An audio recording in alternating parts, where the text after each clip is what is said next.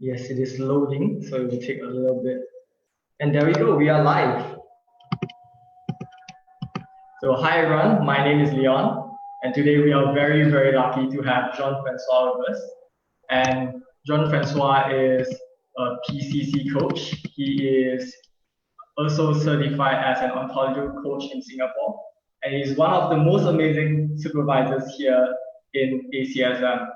And today's topic is called I Am What I Am my own special creation. So, Jean-Francois, can you share a little bit more about why did you pick this topic? Oh well, what is the topic? Before I share why I picked it, the topic is really how do you develop a successful coaching practice, and the reason for the topic and work I do with coaches here in Malaysia and in the region is that it appears to me that on the one hand, there is very significant demand for coaching. Coaching awareness across both the corporate sector and individuals in general is growing very rapidly. And if there is more demand than there is supply, then why isn't there supply? There are so many people that one way or another come across coaching,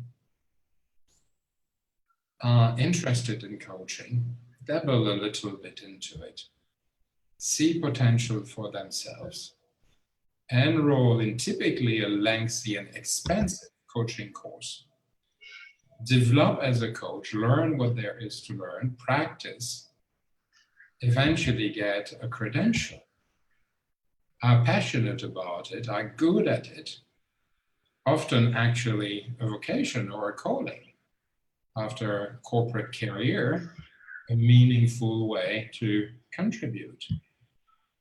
And some of them leave the corporate market in order to coach full-time.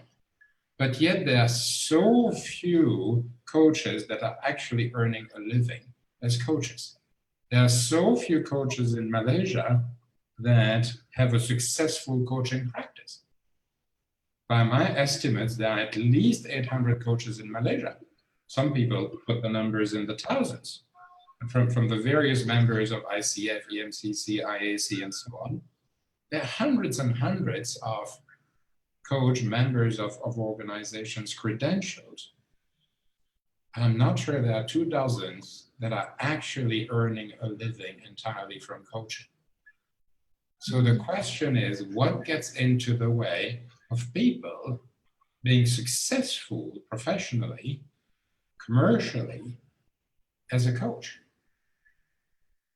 And as you know, the International Coach Federation Malaysian chapter started an initiative in October for 16 of their members, 2 groups of 8 people, under the guidance and supervision of 2 of us, to explore over a period of 6 months, how do we create a successful coaching practice? And therefore, when ACSM engaged with me, I said, maybe we should share that experience. We should share what we have learned or what we're learning. This is an ongoing journey. We're 3.5 months within the 6 months of that journey to share the learning of the 8 participants, my learning as their facilitator. It's been a fascinating journey. Wonderful. And with the recent number of 800 coaches or more, and it's also growing at the same time, I'm sure that this topic is very important for the people who want to have a successful coaching practice as well. So I'm very excited to go deeper with you. And yeah, so what makes this topic important to you personally?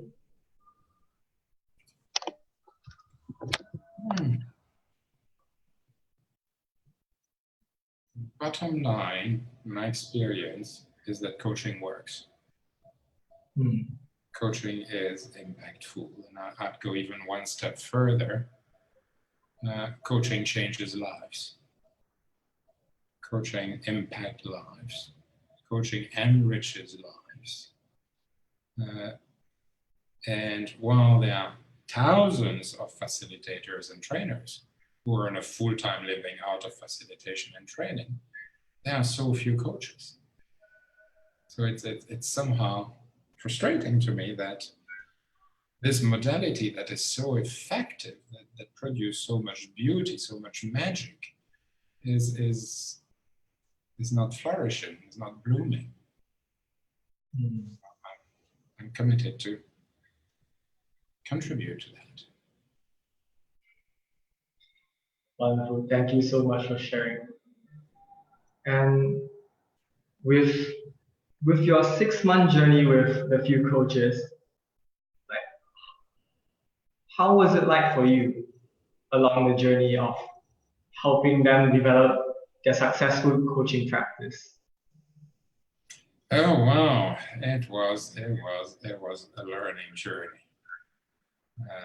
I mean, I anticipated in one way or another I would learn, but I had not anticipated I would learn so much. So you've grown as well as I'm sure your supervisees have grown. Yes, I mean, the first thing that shocked me really is how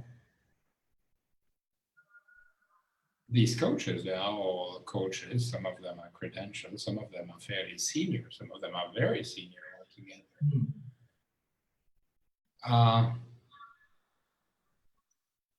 Coach in their environment. I mean, one of the things, for example, that came out so regularly is, I'm so busy. I don't have time to take the steps that are required in order to develop a successful coaching business.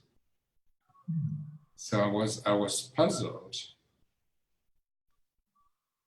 of, in a way, the lack of choice exercised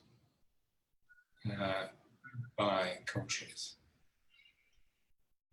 Because the truth is that as much as you invested in developing your capacity as a coach, developing a successful coaching practice basically means being an entrepreneur. Yes. And therefore, it is critical, it is essential to develop the capacity of an entrepreneur. So we're really looking at two sets of skills that are fairly different from one another. There may be a little bit of overlap, but by and large, these are two different sets of skills. So unless either you have it or you invest in developing the skills and competencies and experience and practice that are required for successful entrepreneurship, you're clapping with one hand. It's not going to be very impactful. And that requires a commitment of time and effort, and in some extent, financial resources. And I was surprised, I suppose, of the low awareness of that requirement by some coaches. I suppose I was there at some point. I thought, I'm a good coach, it's going to sell itself. Well, that's not the case. If I don't reach out, if I'm not there, how do people know that I'm a coach in the first place and that I can add value to them? So there is work to be done, and it started slower than I thought it would start. Now, the beauty is that once it starts, very rapidly transformation and unfolding happens. Wow. We've witnessed marvelous unfolding. Actually, unfolding is a better word than transformation, because everybody in the room already had all the qualities within themselves to be successful as coaches and as having a coaching practice. They just didn't know it or didn't tap it. So the work is really to bring it forth. A, to create the awareness, I have it, and B, to practice it. Yes. And typically you're aware and you practice. With sufficient practice, you become proficient.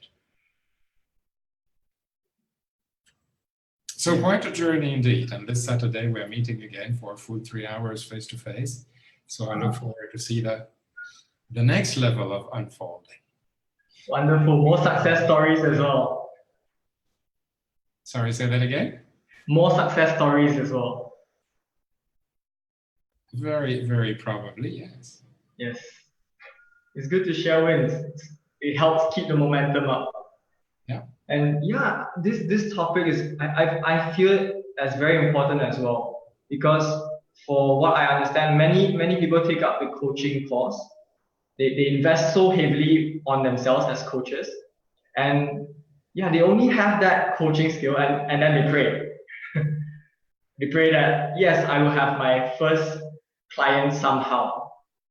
And that awareness that, hey, it's actually two different skills, and how do we build both at the same time? So thank you for sharing that. And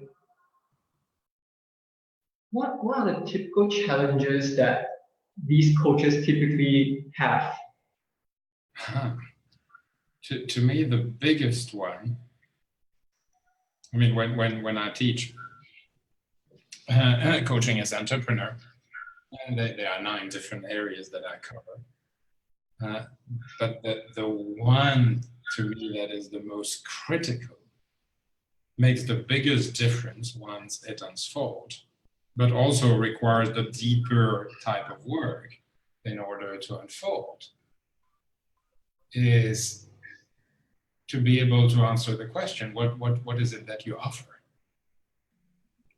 I mean, I'm a coach and I meet somebody that is interested in coaching, and that person asks me, what do you do for a living? I'm a coach. Well, first, there are hundreds and hundreds of coaches.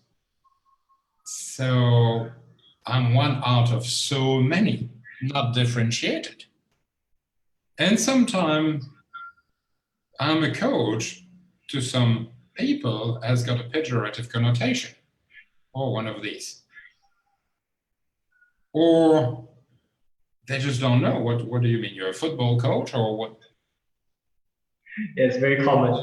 One of the things that I do with participants is to say, throughout our time together, you cannot say, I'm a coach.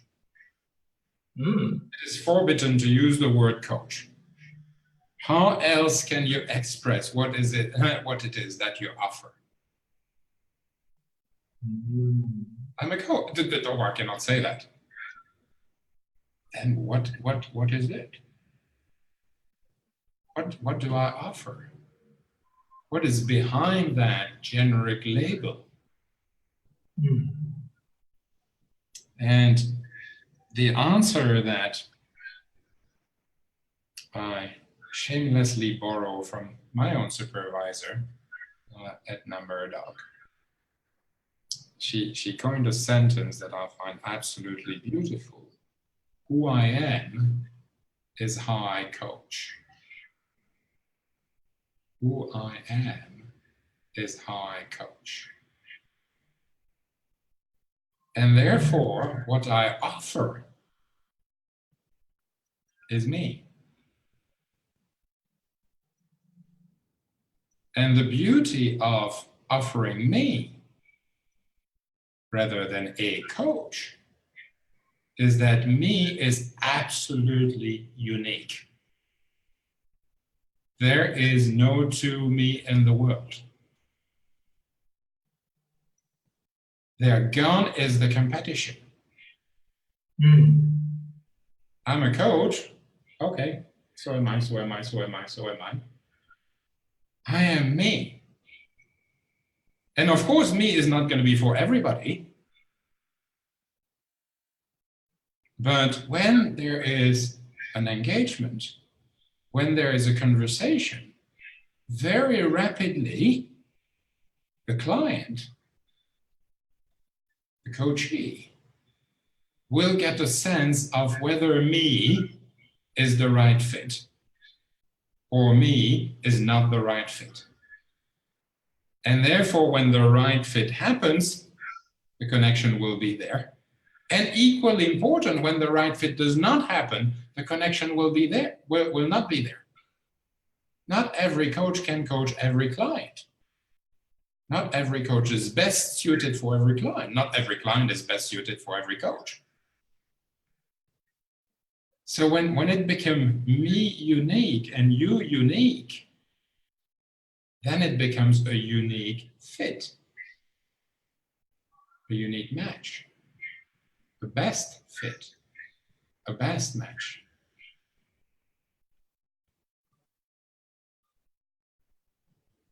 Wonderful. Hence the title. Yes. I am what I am. I am my own special creation. You know where that title comes from? Yes, a wonderful song that you shared with us. Yes. Surely Bessie sings it beautifully. Yes, very true. Harshly. I've been listening to it a lot after you shared it to me. It's like, it kept ringing in my head. Good. Because that's what it is, isn't it? You are who you are. You are your own special creation. I mean, Yeah. you're an extraordinary individual. You're an extraordinary coach. And what you offer to a client as a coach and what I offer to a client as a coach is kind of different, isn't it? Yeah. Both have great value, but it's fundamentally different. So if you've got that capacity to bring forth who you are, and I've got that capacity to bring forth who I am, we will naturally attract who is best suited. And we won't be competing. So we won't have to lower our prices. So we won't be in a situation in which we don't have a successful coaching practice. But rather we'll be able to focus on that unique contribution of ours, the one that is life transforming. And when it is life transforming, what you pay for it really is not relevant, whether you pay 100 or 200, never mind. It's changing my life. It's opening the possibilities that I've longed for so long, and I have not found a way to access. And now suddenly, why it is.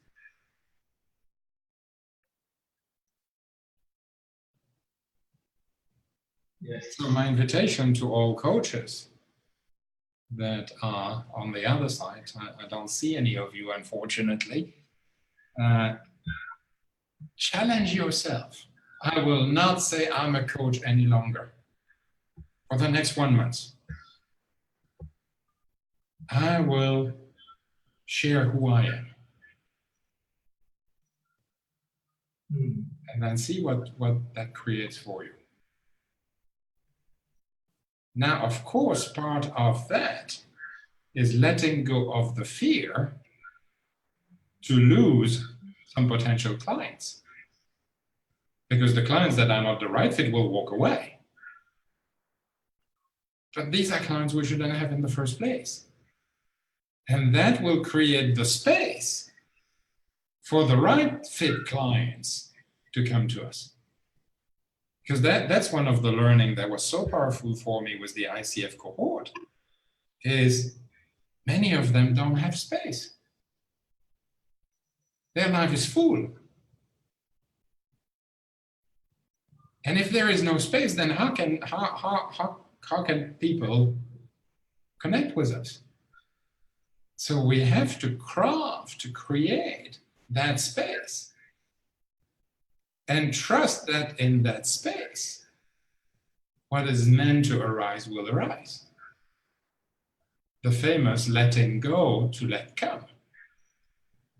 If we're not ready to let go of something, I can guarantee you it's not going to come. And I didn't realize how difficult it was for some people to let go.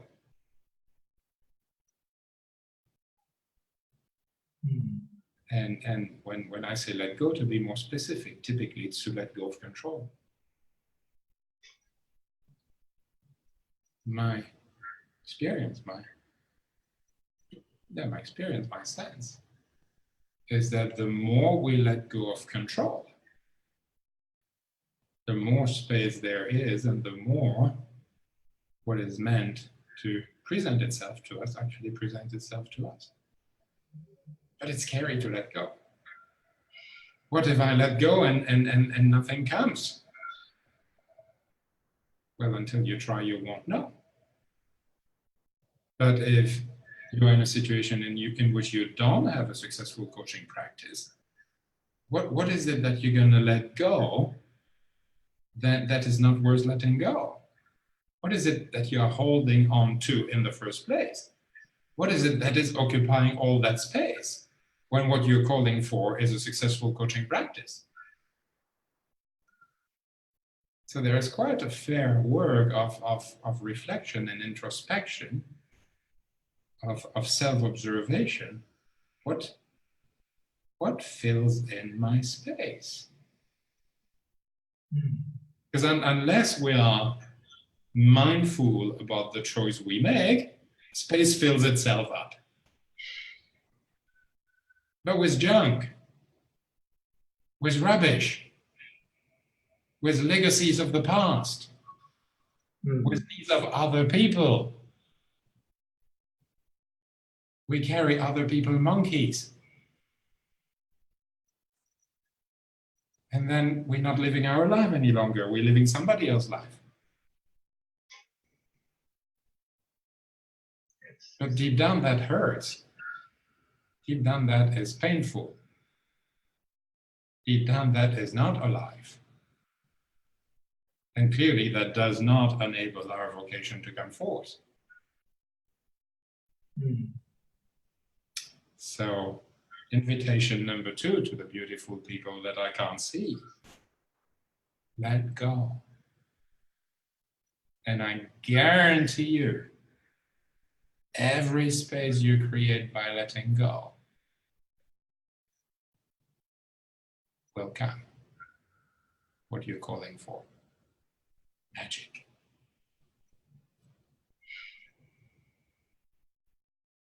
Yeah. So very intentional letting go instead of reactionary life. Like having so many things fill our time instead of just living reactively. Yes, I have to obey what is given to me. It's like, yeah, letting go and allowing what needs to come. Yes, allowing is a beautiful word. That's the word H. Almas uses. Allow. Accepting what is, not resisting. But of course, the ingredient that is required for that, and again, I was struck by how challenging it is for some, is to be present. We can only allow in the present, here and now. And if we keep ruminating about the past, or we keep fearing the future, or we keep, oh, I got a WhatsApp. Excuse me for a moment, let me read and respond to this, that's important. Then we're not present. And if we're not present, we're not holding the space. And if we're not holding the space, we're not letting come.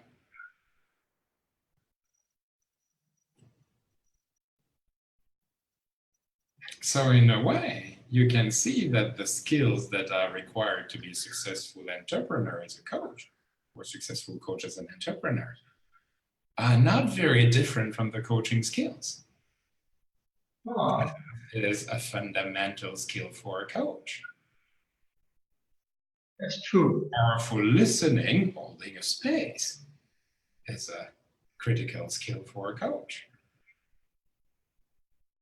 So you start expanding or applying these skills that you have, which is why I said you all have it inside you, in a context of entrepreneurship, outside of the coaching relationship, the 1 hour you spend with the client, in what you call the marketing and sales part of it.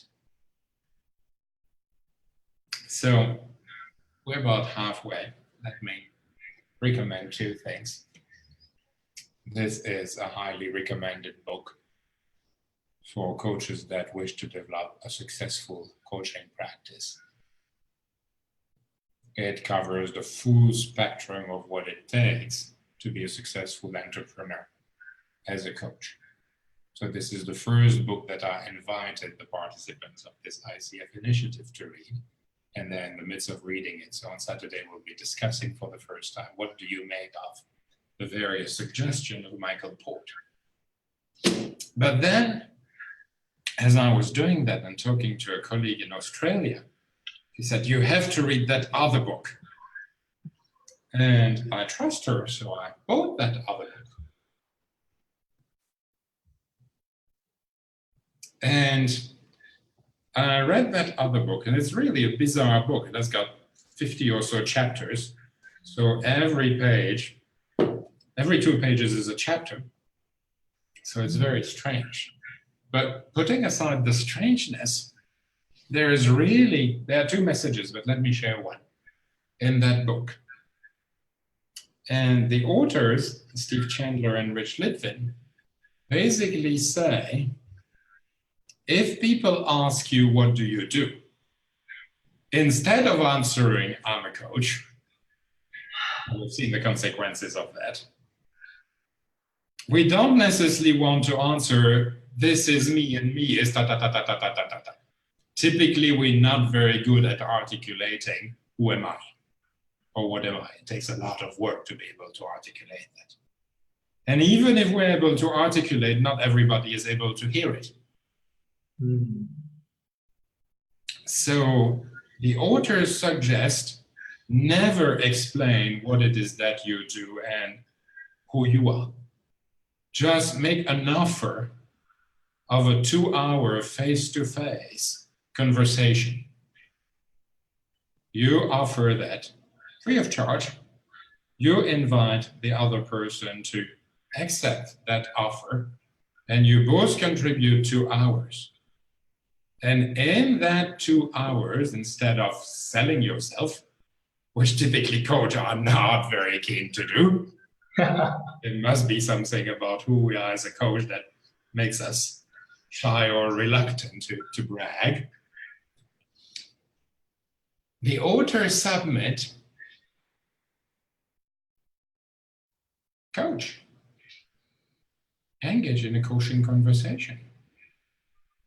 Get people to experience coaching. And if we go back to Edna Murdoch, who I am is how I coach, get people to experience you. And within 2 hours, you will see them. You will understand where they are, where they want to be, what gets into the way from where they are to where they want to be. And you will be able to unlock some of the locks, to remove some of the distortions, whatever it is that gets into the way, or to tap whichever potential is untapped. And they will have a direct, felt experience of who you are as a coach and what value they get from the coaching relationship. The second thing he offers is, once that is the case, don't leave without having a clear yes or a clear no. I'll think about it, maybe, and all of that is not acceptable. It's either absolutely yes, done deal, or no thank you. And if it's a maybe or anything in between, it's a no thank you.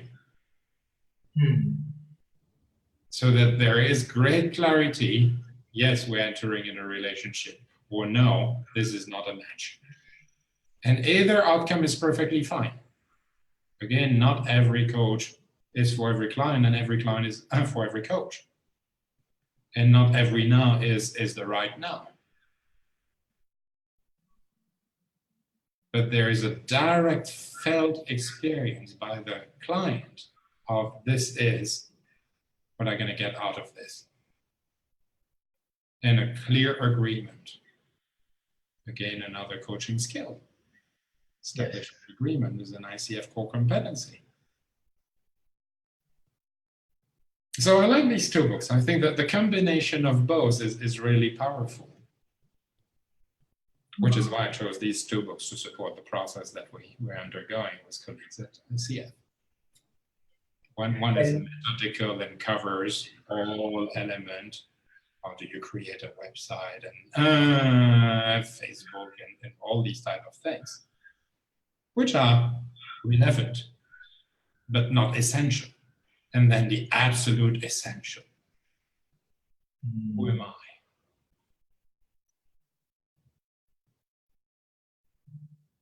What is my unique gift to the world?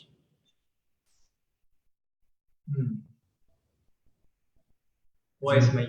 Isn't that a beautiful question? Yes, I'm thinking about the answer right now. Are you welcome to give an answer? We can take a break and I can interview you. Maybe when we meet on Tuesday then. Yes. Thank you for sharing the two books. For those of you watching and who didn't manage to write it down, you can feel free to watch the replay on our ACSM Facebook page as well, because this is going live on Facebook. So yes, for the two books, which one would you recommend reading first? I would definitely book yourself solid. You have to lay the foundation before you go crazy. and the second one, I mean, to me was crazy. Okay. At the beginning, I was really resisting the book. I mean, it's not serious, 2 pages per chapter. What for a book is that? So I was coming with my prejudices. And then you let go of the prejudice and let go. Then you let come. So there was a direct experience for me of letting go and letting come. And then I tried it. I said, that's an interesting idea. I'm not going to sell, I'm just going to get people to experience. And I tried it. Within the week, I read that 4 meetings. I closed 3 clients out of 4. And the 4th one, it was absolutely obvious that it was not the right match. So it was a good thing. It ended up to a no. So within a week, I knew this absolutely works. For me, at least. But I believe pretty much for everyone. Because when we are experienced, it is no longer a cognitive process. It is no longer a head-to-head conversation. And head-to-head, of course, there is the ego and there is the competition and there is the objections and there is the what if and there is the, or in the past that happened. There is so much noise that if we can go to the heart and we can go to the body and get a somatic experience, what I call a felt sense, then we know. And we know not from neocortical activity, we know from the gut. We feel it, we sense it. It's obvious.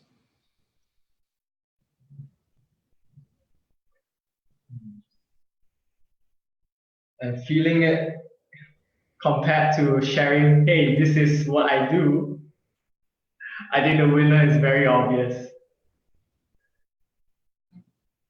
Yeah. And I'm sure that you've read these books and you've applied them to yourself first. So how was it for you when you first read it and applied it into your practice? What shifted for you?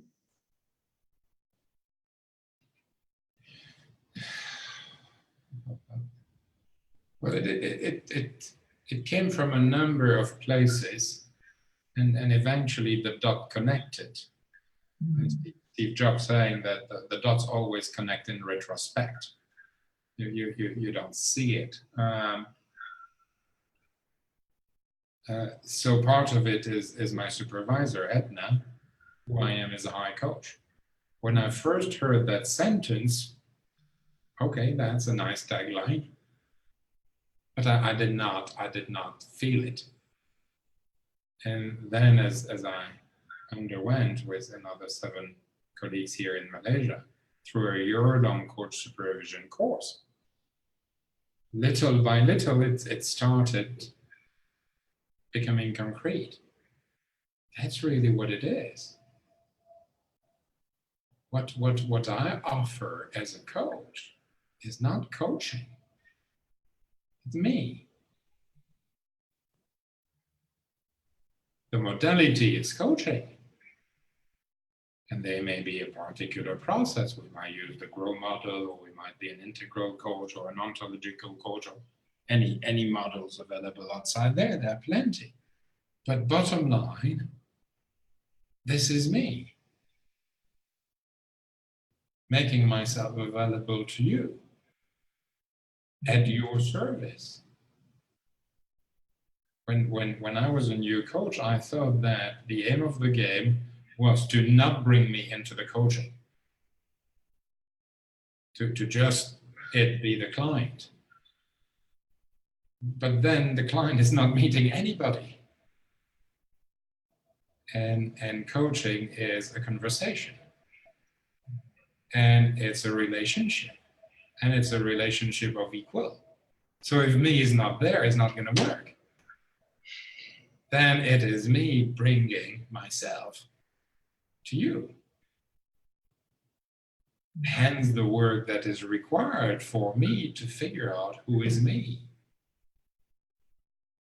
Or if we want to go a little bit deeper, the dual question, who is me and what is me? Who am I and what am I? And when I did my coaching, my PCC coaching course with New Venture West, there were 4 questions offered to us on day 1. An entire year, day 1. Who am I? Who are others? What is the world that I inhabit? How am I to serve? I can tell you when that was given to me, it looked really crafty, but it meant nothing. Absolutely nothing to me. I couldn't make sense of it. Gibberish, literally. And then as we develop what New Venture was called the body of a coach, then little by little we develop. Because we cannot, as a coach, expect other people to develop under our care if we ourselves are not developing. It's absolutely critical for us to continuously develop, which is why having a supervisor is so important. Advertisement for ACSM. Yes, thank you for sharing. And with the 4 questions, how do you relate to them now?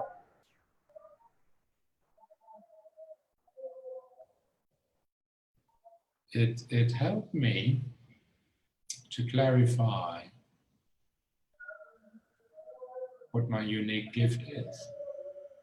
I'm currently reading 2 books recommended by a friend on the topic of Ikigai, the Japanese topic of Ikigai.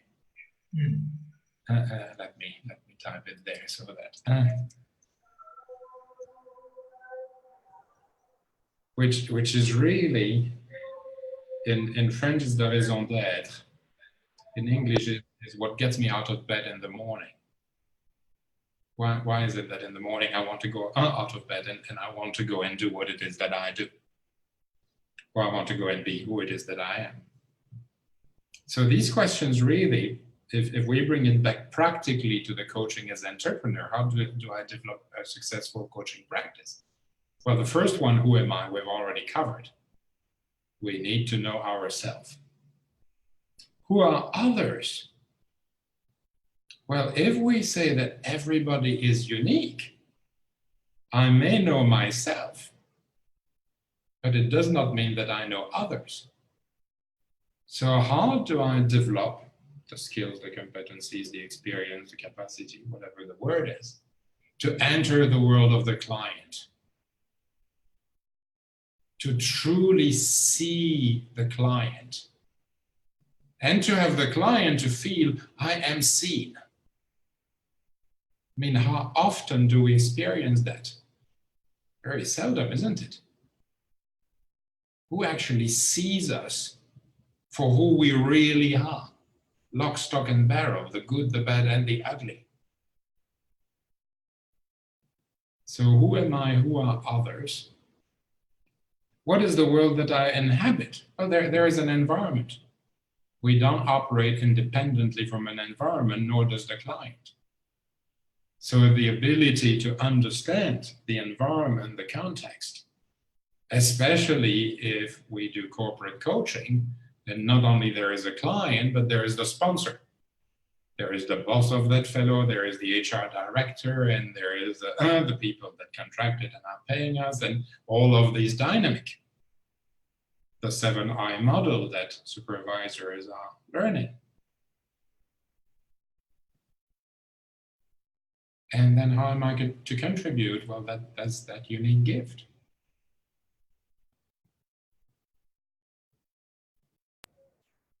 Yeah. So when I was saying at the beginning of our conversation, we have 43 minutes and we want to have a little bit of time for question and answers. Yes. This connects to, we have to create space. We have to let go to create space. So that with that space, we can develop, we can be present to ourselves. And we can create space for others to come. So the more spacious our life becomes, in my view, the more successful our coaching practice. So if I see a busy coach, I see a coach that does not have a successful coaching practice. If I see a spacious coach, I see a successful coaching practice. And all of us are coaches, so all of us know people in these two categories. Very true. They will tell you how busy they are, and they're running left, right, and centers, and their heartbeat is always at 150, and they're about to drop dead of a heart attack without a successful coaching practice. And then you meet the coaches that are the most successful, and we all know a few, and well, they're so relaxed and they're so available, and it's a paradox, isn't it? Yeah. So maybe the final invitation for people on the other side, which I cannot see, don't forget to breathe. Remember Viktor Frankl. In between a stimulus and a response, there is a space. And in that space lies our ability to choose. And in our ability to choose lies our freedom and our development. Just one breath.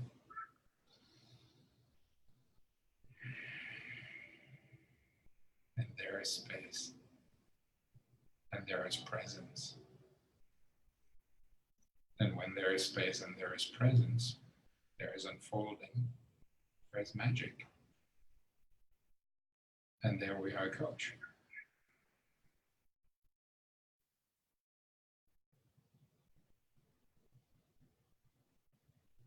Yes.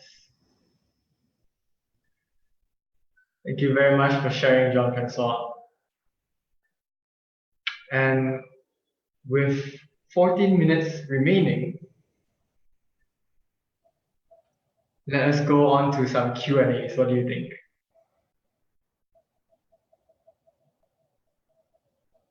Sure. Okay. Answer any questions. Make space for questions. Yes, 40 minutes. Some space for some really, really powerful questions. And we do have some questions in the chat. So the first question is, finding who I am requires a bit of work, and what could help us to find this? Any best practices, recommendations, or any support? The beauty about that question is that the answer is already embedded in the question, which is always the case. People always have the answers to their question. They just don't know it, or they just don't tap it. So practices, probably the most powerful of them all, is meditation. Is a daily sitting practice. Even if it is only 5 minutes, once a day, let's say first thing in the morning when you get out of bed, sit quietly for 5 minutes and be present to yourself. Breathe. And as you breathe, observe what is. Oh, a thought. But don't go with the thought and be hijacked by it, just notice. And thoughts are temporary, so they come and they go. Let come, let go. And then maybe an emotion. Emotions are temporary. Let come, let go. Or a body sensation, it's itching. Body sensations are temporary. At the beginning, it might be challenging, which is why you start with a very short period of time, 5 minutes. And over time, it becomes a very powerful, effective practice. So give it a try for the next 7 days. 5 minutes, sit and breathe. No expectation of performance. Just be. Just be. That sounds so nice. So that's the practice. The other answer that is embedded in the question is support. By and large, one cannot do that work on his or her own. You cannot answer the question, who am I, without support. And therefore, having a coach, having a supervisor, having a psychotherapist, having a spiritual teacher, any qualified professional support is extremely valuable. Actually, I'd encourage somebody that is serious about developing a coaching practice to have all four. To have a coach, to have a supervisor, to have a psychotherapist, and to have a spiritual teacher. I have 3 out of the 4, and I'm looking for the 4th ones. And they all contribute something different to me. And they are all extremely valuable. And without them supporting me, there are places in who I am that I would not have the capacity to go. By definition, I cannot go to my shadows on my own. Otherwise, there wouldn't be shadows. So I suppose these are 2 elements of the answer in terms of practice and support. The practice is meditation. The support is a coach, a supervisor, a psychotherapist, and a spiritual teacher. Yeah. To have I wish I could see the person asking the question and see whether I've answered your question, but that's not available. Yes. So you can type in the chat if that has answered your question. And looks like we have time for one more question. Yep. And interesting question. You mentioned that there are 9 areas for coaching entrepreneurship. You talked about 1, answering the question, what I offer. What are the other 8? Well, this is a 3-day course, and for the ICF participant, this is a 6-month journey. So there is no way we can do that in 45 minutes. But I can read them to you if that is of interest. This is the work of Steve March out of San Francisco. Number 1, gathering support and taking care of myself and my ability to serve my clients. We cannot serve from an empty vessel. We have to take care of ourselves before we take care of others. Number 2, and that's the one we've covered, authentically unfolding and expressing who I am through building my business. Number 3, entering the world of the people in my market. That was your question about who are others. What is the market outside there? I'm not going to cater to the entire market. So what is it? What is my market? What is the best fit? Who am I? Number 2. Who are others? Number 3. 4, envisioning innovative ways for clients to address their concerns. What is it that we offer that is unique? Number 5, designing powerful and compelling offers to build trust. Trust is critical to a coaching relationship. Trust does not happen like that. So how do you build trust? Number 6, building a resonant brand, public identity, likable, credible, and trustable are the 3 qualities we are looking at. Number 7, enrolling new clients through sincere and authentic selling. There's the first coach. Number 8, fulfilling my promises to client, building my public identity of trust, brilliance, and value. It's one thing to sell, it's another thing to deliver, which is why, again, this is beautiful, because we deliver as the sales. And because we've already delivered the trust, the brilliance, and the value is already there. And number 9, pursuing mastery through our own continuous development. Wonderful. But by and large, if you want more, get in touch, and I'll be happy to have a 2-hour conversation with you.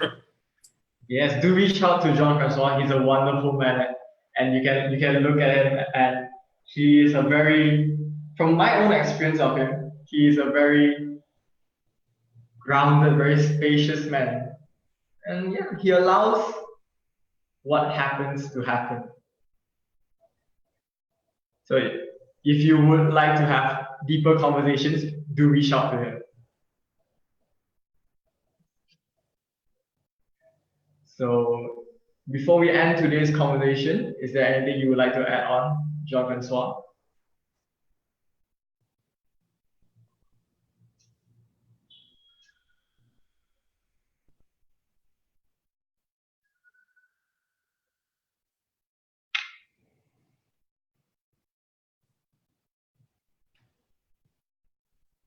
I suppose we can come back to the title. I am what I am. I am my own special creation. There is nothing missing. There is nothing short. There is nothing lacking for any one of you that I don't see to develop a successful coaching practice, if that is your unique contribution to the world. With appropriate practices and appropriate support, it will happen. Commit yourself to the practice, seek the appropriate support. Because otherwise, it's so sad. We've invested so much, we're so good, and we're so committed to contribute as a coach, but it does not pay the bills. And we have to go back to the corporate life that we left because it wasn't true for us. Be true to yourself, whatever it takes. And the transition may be uncomfortable. Change is uncomfortable. We have to get out of our zone of comfort. But we were not comfortable in the zone of comfort in the first place. That's what I called from comfortably miserable to uncomfortably happy, or uncomfortably alive. Comfortable is overrated.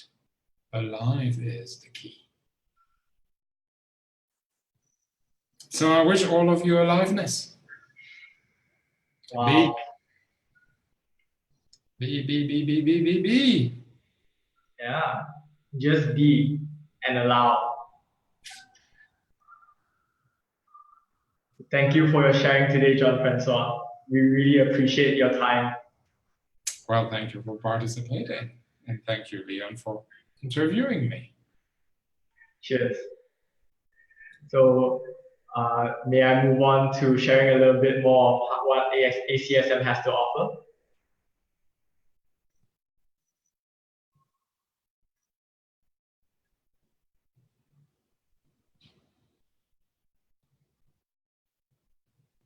Yes. Participants are commenting yes in the chat. So let me just share the screen. And here we go.